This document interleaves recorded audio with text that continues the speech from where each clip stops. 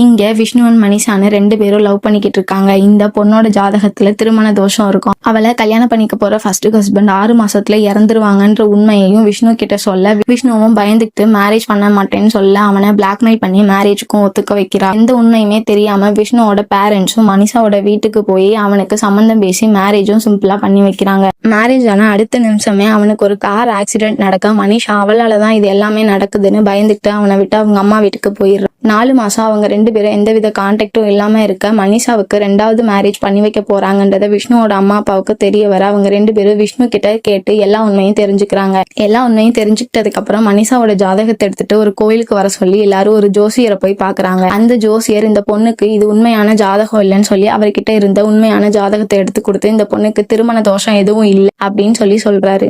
ஜோசியக்காரர் சொன்ன எல்லா உண்மையும் தெரிஞ்சுக்கிட்டதுக்கு அப்புறம் விஷ்ணு மனிஷாவை கூட்டிட்டு அவளோட வீட்டுக்கு போய் ஏன் இப்படி பண்ணீங்கன்னு அவளோட அம்மா அப்பா கிட்ட கேக்குறான். இதுக்கு மேல உண்மையை மறைக்க முடியாதுன்னு மனிஷாவோட அம்மா அப்பா எல்லாத்தையும் சொல்றாங்க. மனிஷாவோட உண்மையான அம்மா அப்பா கார் ஆக்சிடென்ட்ல இறந்து போயிருப்பாங்க.